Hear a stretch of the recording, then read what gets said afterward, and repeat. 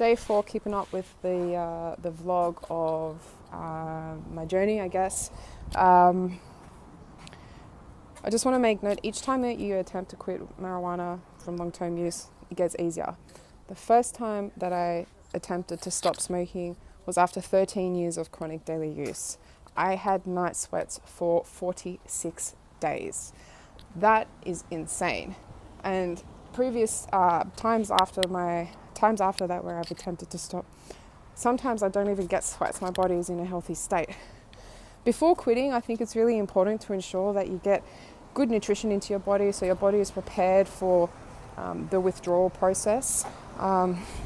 Just quickly, there seems to be a misconception with some people that cannabis doesn't have any physical effects when you withdraw. That is totally incorrect. In fact, it's probably one of the most intertwined drugs that affect our body. We have an endocannabinoid system, and THC heavily affects that, particularly CB1 receptors and CB2 receptors, which are found all throughout the digestive system. Now, when you smoke too much, it will create that cannabinoid hyperemesis syndrome, where the receptors are just pretty much like fried. Not only so, marijuana, it affects because it heavily affects the endocrine system. The endocrine system is like the chief master of all your bodily functions, from hormones to thermoregulation to sleep to digestion. Not only the damage that you're doing to the lungs, it downregulates enzyme production in the pancreas, making digestion a lot difficult for fats and proteins, affecting nutrient availability and absorption as well. So someone commented on one of my previous videos, I just need to chill out. No, I think people with this perception are generally protecting and defending their own addiction, and aren't looking at the reality of cannabis addiction. It is a fact that out of all the drugs that are addictive, from heroin, methamphetamines, cannabis, alcohol, I'd say heroin, methamphetamine, and alcohol have really dangerous withdrawals. So you need assistance, like medical assistance, generally within a hospital. Cannabis has the longest lasting withdrawal process.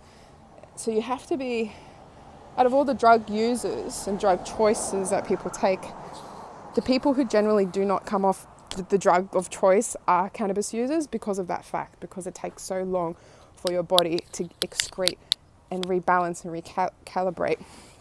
Now, besides all that, what I'm finding today, headaches, insomnia, sweating. So I'm out on a walk, light exercise is really good. And I don't really have much else to say. I think awareness around THC and the endocrine system and endocannabinoid system that we have within our body is not known enough, and that we're seeing a lot more hospitalizations of people with this cyclical vomiting actually being caused from THC. And of course, we're seeing exponential admissions within hospitals because of the more relaxed legislation around cannabis. Now, I'm not here to put a bad name on cannabis. I think it has its time and place.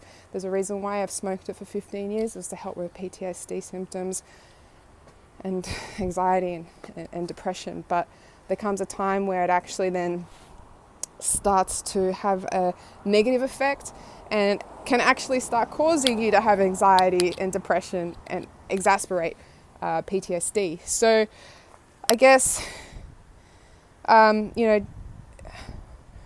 think, knowledge is power, and that when you can empower yourself with information about how the body works, different systems, and the relationship that THC has, and sometimes CBD, you'll begin to understand that THC most definitely has an effect on the physical body, and it's just not mental.